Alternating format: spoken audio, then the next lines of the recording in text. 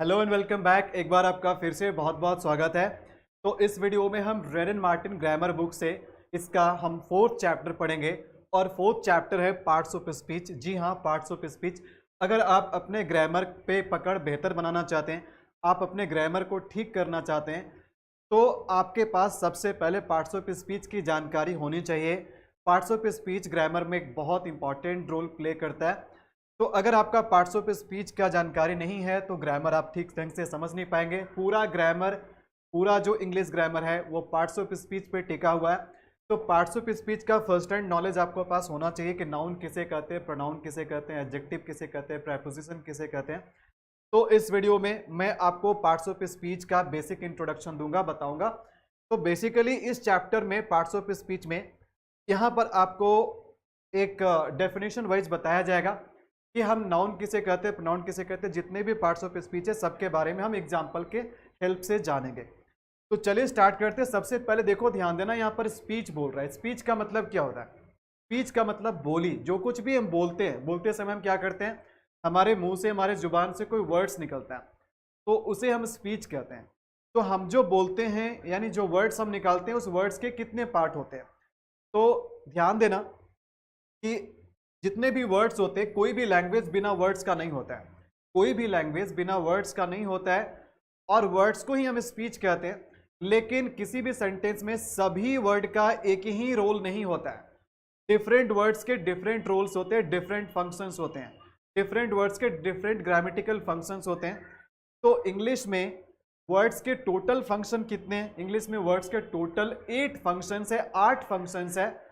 और हम कह सकते हैं कि इसलिए इंग्लिश में जो पार्ट्स ऑफ स्पीच की जो संख्या है वो टोटल कितने हैं? वो टोटल 8 है, यानी कि 8 है। हालांकि आज के टाइम में कुछ लोग डिटरमिनर को अलग से एक पार्ट्स ऑफ स्पीच बना दिया है, तो कुछ लोग 9 पार्ट्स ऑफ स्पीच कहते हैं, बट डिटरमिनर जो है एडजेक्टिव का पार्ट है। तो हम ट्रेडिशनली कह सकते हैं कि पार्ट्स ऑफ स्पीच का जो संख्या है वो कितने हैं? वो 8 है। तो ध्यान दीजिए, देखिए क्या लिखा हुआ है। Words are divided into different kinds और क्लासेस। वर्ड्स को डिफरेंट काइंड्स या क्लास में डिवाइड किया गया है और इसे हम क्या बोलते हैं? Called parts of speech. और इसी डिवीजन को हम पार्ट्स ऑफ स्पीच के नाम से जानते हैं। अकॉर्डिंग टू देयर यूज, उनके यूज के अनुसार, that is according to the work they do in a sentence, यानी कि वो सेंटेंस में किस तरीके से फंक्शन करते हैं, सेंटेंस में कहां पर उसका पोजीशन होता है, सेंटेंस में किस तरह के वो अलग अलग काम करते हैं। तो उनके अलग अलग काम के अनुसार वर्ड्स को अलग अलग पार्ट में, अलग अलग क्लास में डिवाइड किया गया है। The parts of speech are 8 in number. तो पार्ट्स ऑफ स्पीच संख्या में कितने हैं? टोटल 8 है। बात समझ में आ रही है? चलिए, तो ये 8 पार्ट्स ऑफ स्पीच कौन कौन से चीज है? तो पहला देखो क्या है। हाँ, तो 8 पार्ट्स ऑफ स्पीच में जो पहला है ये नाउन है, फिर प्रोनाउन है, एडजेक्टिव है, इसे एडजेक्टिव नहीं बोलना चाहिए, दिस इज एडजेक्टिव, यहां पर डी साइलेंट होता है, दिस इज एडजेक्टिव। फिर है वर्ब, उसके बाद है एडवर्ब, उसके बाद है प्रीपोजिशन, उसके बाद है कंजंक्शन और फिर है इंटरजेक्शन। तो इन 8 पार्ट्स ऑफ स्पीच के बारे में जानेंगे हम, बिल्कुल एग्जाम्पल से, सिंपल तरीके से समझाऊंगा ताकि आपको सभी चीजें बहुत आसानी से समझ में आ जाए। चलिए, तो ध्यान देना है। स्टार्ट करते हैं हम नाउन से। तो first of all, what is noun? Noun क्या होते हैं? तो देखो, बहुत लंबा चौड़ा डेफिनेशन हमें रटने की कोई जरूरत नहीं, हमें चीजों को समझना है, रटना नहीं है। तो नाउन को अगर हम थोड़े शब्दों में कहें तो what is noun? Nouns are naming words. देखो, इस दुनिया में जितने भी चीज है जिसे हम देख सकते हैं, महसूस कर सकते हैं, छू सकते हैं, सब चीज का नाम है। नेम का मतलब हो गया आइडेंटिटी। बिना नाम का कोई भी चीज नहीं। हमारे पास जो वस्तु है जिससे मैं लिख रहा हूं ना, इसका भी अपना एक नाम है। बिना नाम के इसका कोई पहचान नहीं है। आप भी हैं, आप भी इंसान हैं, आपका भी कोई ना कोई नाम है। बिना नाम का आपका कोई पहचान नहीं है। तो दुनिया में हर चीज का, जो दिखता है उसका भी और जो नहीं दिखता है उसका भी, दोनों चीज का नाम होता है। तो जब भी हम किसी को नाम देते हैं तो उसी को नाउन कहते हैं। और ये नाम किसी पर्सन का हो सकता है, किसी एनिमल का हो सकता है, किसी वस्तु का हो सकता है, किसी जगह का नाम हो सकता है, किसी जानवर का नाम हो सकता है, हमारे किसी आइडिया का नाम हो सकता है, हमारे किसी सोच का नाम हो सकता है। तो basically naming words are called nouns. Naming words को हम क्या कहते हैं? नाउन कहते हैं। जिससे, जिस वर्ड से नाम के बारे में पता चले उसी को हम नाउन कहते हैं। बात आपको समझ में आ गई? तो एग्जाम्पल के लिए देखा जाए जैसे हमने बोला John, Riya, boy, girl, dog, chair. Delhi देखो क्या एक जगह का नाम है। ब्यूटी, ब्यूटी कैसा नाम है भाई? ये ब्यूटी एब्स्ट्रैक्ट नाउन है, मतलब जो हम केवल फील कर सकते हैं उसको उसको भी हम क्या करते हैं ना, जो चीज़ हम फील कर सकते हैं, जिसके बारे में हम सोच सकते हैं, वो भी नाउन के कैटेगरी में आता है। उसका भी अपना एक नाम होता है, भले उसका कोई कॉन्क्रीट फॉर्म नहीं होता है, लेकिन उसका एब्स्ट्रैक्ट फॉर्म होता है, ठीक है, जो केवल भाव में प्रकट होता है। तो हम कह सकते हैं कि ब्यूटी जो है ये एब्स्ट्रैक्ट नाउन है। तो ये सारे किसका एग्जाम्पल है? नाउन के एग्जाम्पल है। सबसे किसी न किसी चीज या किसी व्यक्ति, किसी जगह के नाम के बारे में पता चल रहा है, ठीक है। चलिए, तो आई होप कि नाउन आपको क्लियर हो गया। अब जानते हैं प्रोनाउन के बारे में। प्रोनाउन देखो क्या होता है। What is a pronoun? A word used instead of noun, ठीक है। तो प्रोनाउन का मतलब होता है वैसे वर्ड जो कि नाउन के जगह पे यूज होता है। जो वर्ड नाउन के जगह पे आ जाए, नाउन के जगह पे प्रयोग हो जाए, वैसे वर्ड को हम प्रोनाउन कहते हैं। प्रोनाउन वर्ड को अगर आप तोड़कर समझने का कोशिश करेंगे तो पहले आपको प्रो मिलेगा, फिर उसमें नाउन मिल जाएगा। तो प्रो का मतलब होता है किसी की जगह पे, किसी के सपोर्ट पे। भाई किसके जगह, किसके सपोर्ट पे? नाउन के जगह या सपोर्ट पे आने वाला वर्ड को हम क्या कहते हैं? प्रोनाउन कहते हैं। तो यहां से एक क्वेश्चन बनता है कि आखिर प्रोनाउन का यूज हम करते ही क्यों हैं? जब सेंटेंस में वही काम नाउन कर सकता है, सेंटेंस में अगर नाउन के जगह पे ही उसको आना है प्रोनाउन को, तो फिर किसी सेंटेंस में प्रोनाउन का यूज हम करते ही क्यों हैं? तो इसका सिंपल सा आंसर ये है कि हम नाउन को, किसी भी सेंटेंस में नाउन को हम बार बार रिपीट नहीं कर सकते हैं। रिपीटेशन जो है इंग्लिश ग्रामर में एक क्राइम माना जाता है। दूसरी बात, जब हम प्रोनाउन का यूज करते हैं तो हमारा सेंटेंस बहुत ही सिंपल हो जाता है, आसान हो जाता है, क्योंकि नाम किसी का एक वर्ड का भी हो सकता है, नाम किसी का दो वर्ड का भी हो सकता है, नाम किसी का पूरा एक पेज का भी हो सकता है। तो अगर किसी का नाम बहुत बड़ा नाम है, बहुत लंबा नाम है, तो बार बार उस नाम को हम जब लिखेंगे ना, तो लिखने और बोलने में भी दिक्कत होगा, सुनने में भी मोनोटोनस लगेगा। तो उस चीज को आसान करने के लिए उसके जगह पे किसको लाया गया? प्रोनाउन को लाया गया। यानी जो वर्ड नाउन के जगह को ले सकता है, नाउन को रिप्रेजेंट कर सकता है, वैसे वर्ड को हम क्या कहते हैं? प्रोनाउन कहते हैं। तो ध्यान देना, एग्जाम्पल से हम समझेंगे इस चीज को। जैसे यहां एक सेंटेंस लिखा है एग्जाम्पल में, जॉन इज एब्सेंट। जॉन जो है वो आज एब्सेंट है। जॉन भाई क्या है? जॉन नाउन है, ये नाउन है। अच्छा, उसके बाद हम रीजन जानने का कोशिश कर रहे हैं कि जॉन क्यों एब्सेंट है। बिकॉज ही इज इल, क्योंकि वह बीमार है। अब मुझे बताना, ये ही किसके जगह पे लगा? ये जो ही आप देख रहे हैं, ये किसकी जगह पे लगा है? तो ये जॉन को रिप्रेजेंट कर रहा है, ये जॉन के जगह पे है, जॉन को रिप्रेजेंट कर रहा है। यानी किसको? नाउन के जगह पे यूज हो रहा है। हम किसको इल बोल रहे हैं? हम जॉन को इल बोल रहे हैं। बट हम दोबारा जॉन यहाँ नहीं लिख सकते। दोबारा जॉन लिखेंगे तो नाउन रिपीट हो जाएगा, और नाउन रिपीट करना उचित नहीं माना जाता है। तो ये ही जो है किसके जगह पे यूज हुआ? नाउन के जगह पे यूज हुआ। तो हम कह सकते हैं कि इस सेंटेंस में ही क्या है? प्रोनाउन है। इस सेंटेंस में ही क्या है? ये प्रोनाउन है। बात समझ में आ रही है आप सभी को? चलिए, ठीक है, ग्रेट। अब ध्यान देते हैं कुछ और एग्जाम्पल, प्रोनाउन के एक और एग्जाम्पल पे ध्यान देते हैं। अगला एग्जाम्पल देखो क्या है। The books are where you left them. भाई किताब वहीं पर है जहां पर आपने उसको रखा है, जहां पर आपने उसको छोड़ा है। तो यहां पर हम देम किसके लिए यूज कर रहे हैं? ये देम किसको रिप्रेजेंट कर रहा है? ये हम देम किसको बोल रहे हैं? तो हम किसको बोल रहे हैं? बुक्स को बोल रहे हैं। बुक्स क्या है? नाउन है। बुक्स क्या है? नाउन है। तो दोबारा हम नाउन का ना यूज करके हम किसका यूज कर रहे हैं? प्रोनाउन का यूज कर रहे हैं। तो ये देम क्या है? ये देम प्रोनाउन है। तो सिंपली हम कह सकते हैं जो वर्ड्स नाउन के लिए, नाउन के जगह पे यूज हो सकता है, उसी को हम क्या कहते हैं? उसी को हम प्रोनाउन कहते हैं। आई होप कि आपको ये बात समझ में आ गया। तो पार्ट्स ऑफ स्पीच का बेसिक जानकारी आपके पास बिल्कुल होना चाहिए अगर आप इंग्लिश ग्रामर को समझना चाहते हैं, इंग्लिश ग्रामर को बेहतर करना चाहते हैं। देखो तीसरे नंबर पे क्या आता है? एडजेक्टिव आता है। इसको एडजेक्टिव पढ़ते हैं। वर्ड्स दैट क्वालिफाई और डिस्क्राइब अ नाउन और अ प्रोनाउन।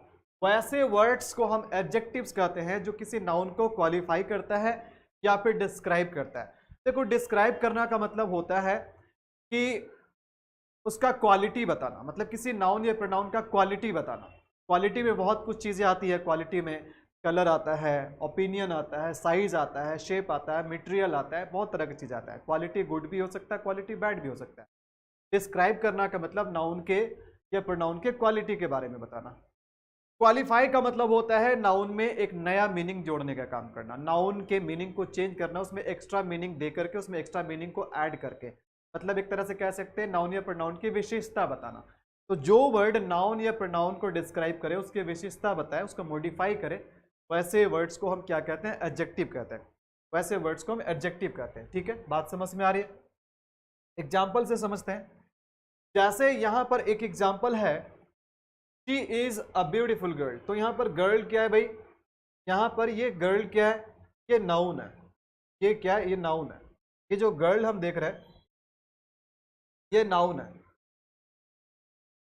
तो भाई इसमें कोई एक्स्ट्रा मीनिंग है क्या? क्या कोई ऐसा वर्ड है जो इस नाउन को यानी कि इस गर्ल को डिस्क्राइब कर रहा हो? बिल्कुल है। देखो ब्यूटीफुल है, तो ये ब्यूटीफुल किसको डिस्क्राइब कर रहा है? ये नाउन को डिस्क्राइब कर रहा है, इस गर्ल को डिस्क्राइब कर रहा है। और जो वर्ड नाउन को डिस्क्राइब करे उसे क्या कहते हैं? तो हम कह सकते हैं कि ब्यूटीफुल यहाँ पर क्या है? ये ब्यूटीफुल वर्ड यहाँ पर एडजेक्टिव है। ये ब्यूटीफुल क्या है? एडजेक्टिव है। बात समझ में आ रही है? अगला एग्जाम्पल देखो क्या है, he is a brave boy. Boy क्या है? नाउन है। बॉय क्या है? नाउन है। अच्छा, ये नाउन है। अब देखो यहां पर ब्रेव जो लगा हुआ है ये किसको डिस्क्राइब कर रहा है? ये बॉय को डिस्क्राइब कर रहा है, यानी कि नाउन को डिस्क्राइब कर रहा है। और जो नाउन को डिस्क्राइब करता है वो क्या होता है? एडजेक्टिव होता है। तो ये ब्रेव इसमें क्या है? ये ब्रेव इसमें एडजेक्टिव है। बात समझ में आ रही है? अभी जैसे मैंने यहां पर एक एग्जांपल और लिखा, मैंने लिखा they are happy. They are happy. तो दे क्या है? दे प्रोनाउन है। दे तो किसी का नाम तो नहीं हो सकता, ये किसी के जगह पे हम यूज कर सकते हैं। तो दे प्रोनाउन है। हम हैप्पी किसको बोल रहे हैं? दे को बोल रहे हैं, यानी प्रोनाउन को बोल रहे हैं, यानी कि प्रोनाउन के क्वालिटी के बारे में बात कर रहे हैं। ये प्रोनाउन को डिस्क्राइब कर रहा है। तो जो भी वर्ड नाउन या प्रोनाउन को डिस्क्राइब करे उसे हम क्या कहते हैं? एडजेक्टिव कहते हैं। तो ये जो हैप्पी है ये क्या है? ये एडजेक्टिव है। आई होप कि ये बात आपको समझ में आ गया होगा अब तक। ध्यान देते हैं आगे। देखो क्या वर्ब के बारे में जानेंगे। किसी भी सेंटेंस में हम वर्ब किसे कहते हैं? वर्ब क्या होता है? वर्ब हम किसे कहते हैं? तो ध्यान देना, words that express an action, event और स्टेट। वैसे वर्ड्स जिससे हमें एक्शन के बारे में पता चलता है, इवेंट के बारे में पता चलता है, स्टेट के बारे में पता चलता है। एक्शन का मतलब कोई काम, कोई एक्टिविटी जो हम करते हैं जिससे करना का सेंस मिले, वो क्या है? वो आपका एक्शन है। इवेंट का मतलब कोई भी घटना, कोई भी ऐसी प्रोग्राम। स्टेट का मतलब होता है कंडीशन, स्थिति, दशा या अवस्था। तो जो सब्जेक्ट का, जो वर्ड सब्जेक्ट के एक्शन के बारे में बात करे, उसके दशा स्थिति यानी कि उसके स्टेट के बारे में बात करें, किसी घटना के बारे में बात करें, वैसे वर्ब को हम क्या कहते हैं? वर्ब कहते हैं। चलिए एग्जाम्पल से समझते हैं। तो ध्यान देना, यहां पर हमने एक पहला एग्जाम्पल लिया है, ही रन्स।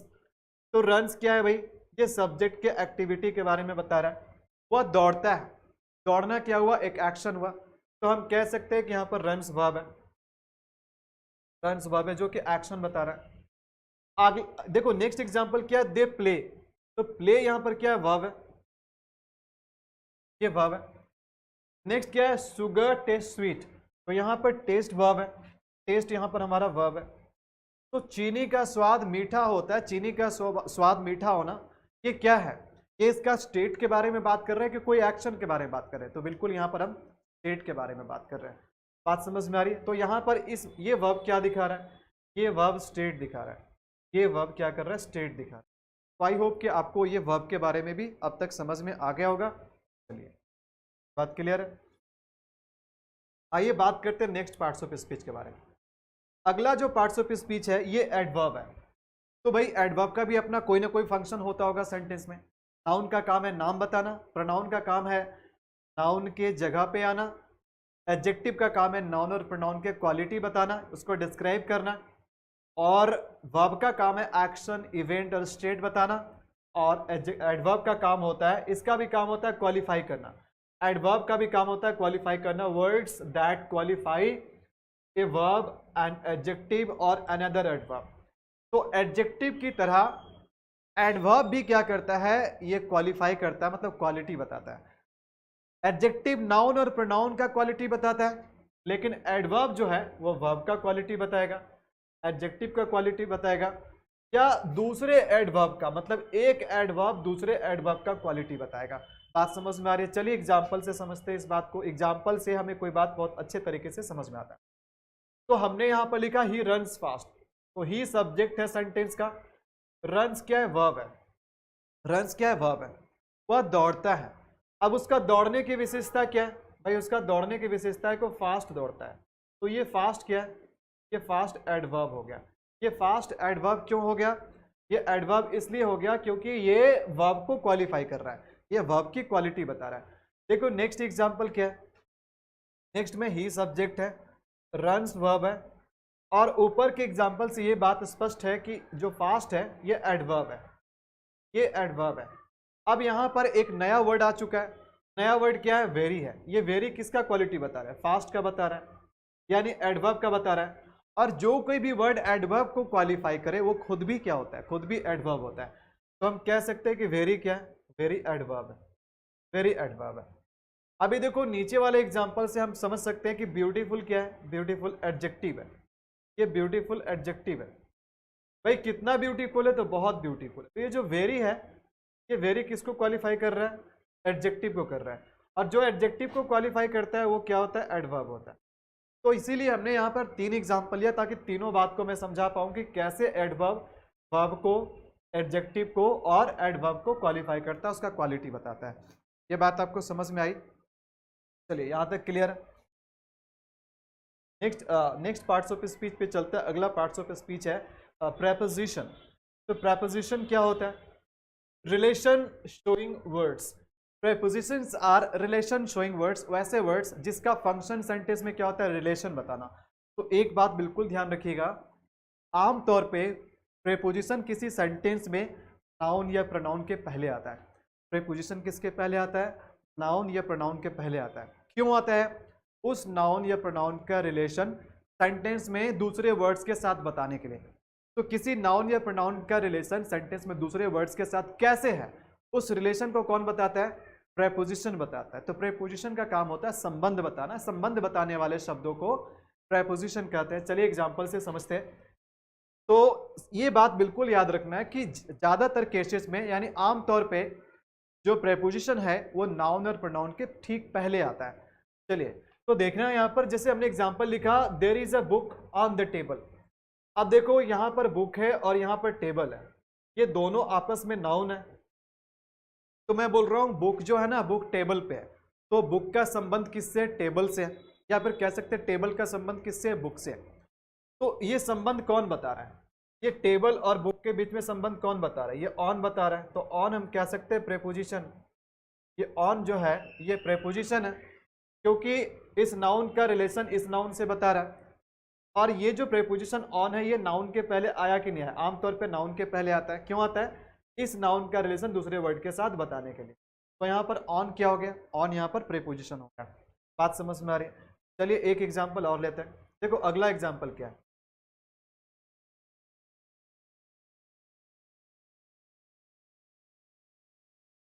देखो नेक्स्ट एग्जाम्पल क्या है?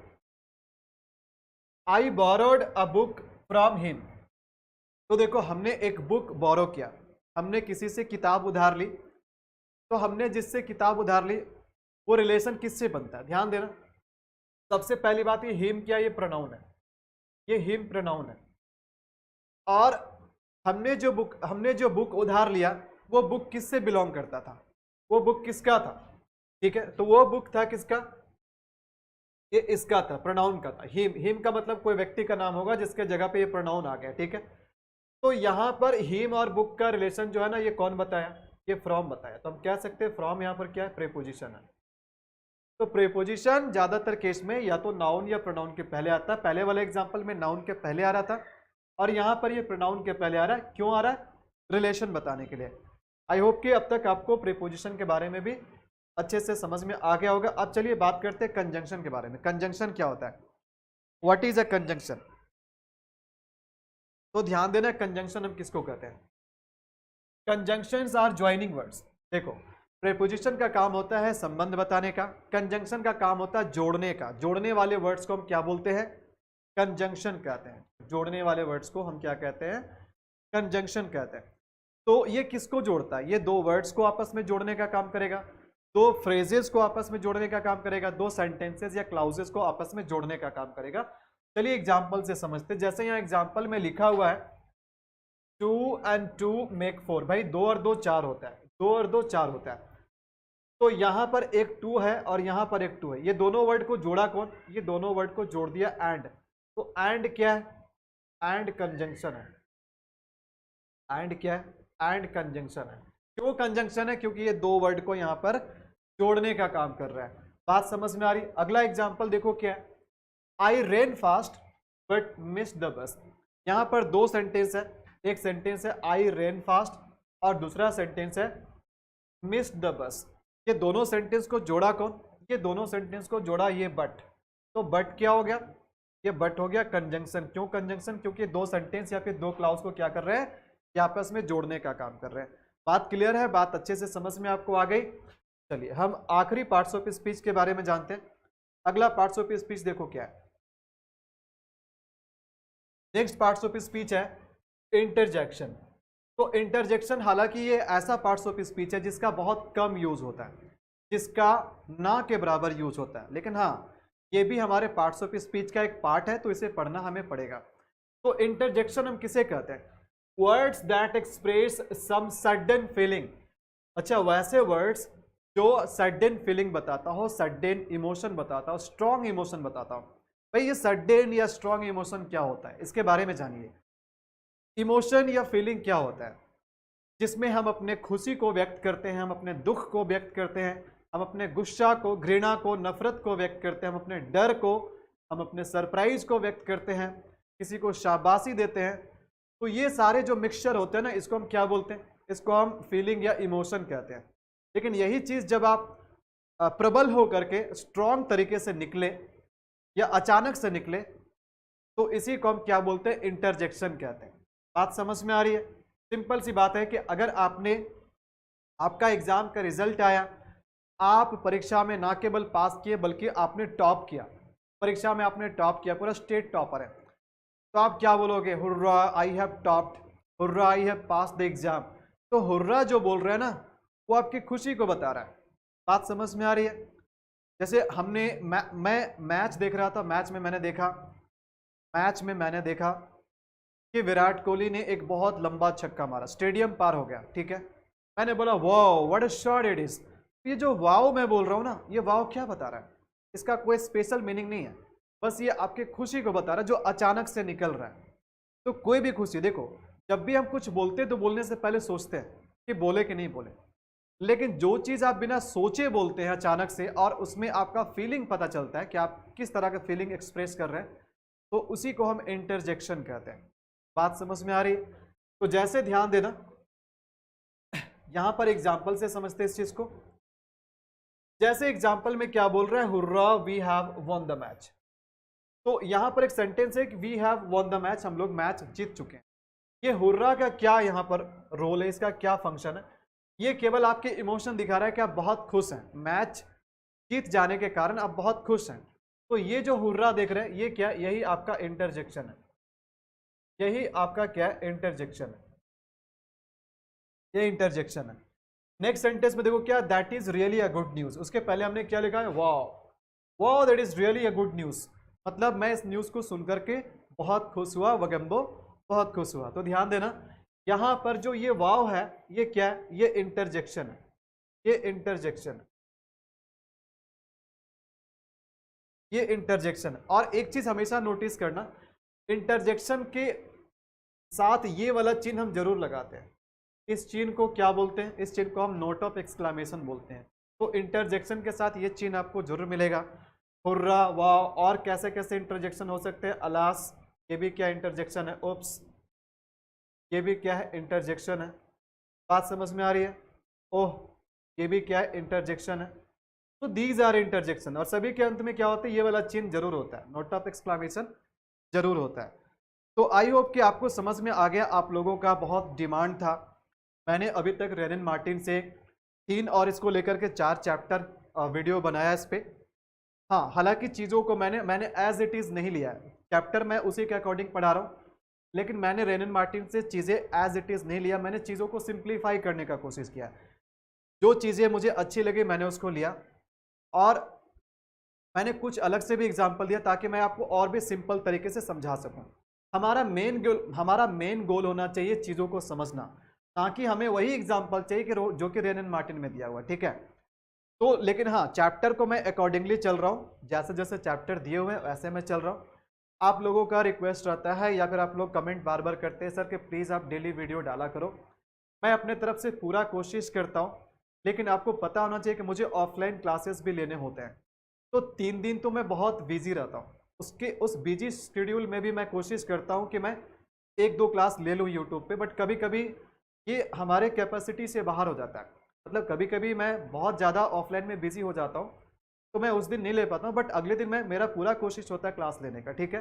तो ऐसा नहीं है कि मैं बहुत लंबा गैप करता हूँ, मतलब कभी कभी वीक में 1-2 दिन गैप हो जाता है, बट क्लासेस तो आपको मिलते ही रहती है। हालांकि मैं कोशिश कर रहा हूँ कि एक स्टूडियो घर पे बना लूँ ताकि रात को 10 बजे भी मैं फ्री हो जाऊँ तो लाइव आ सकूँ, ठीक है।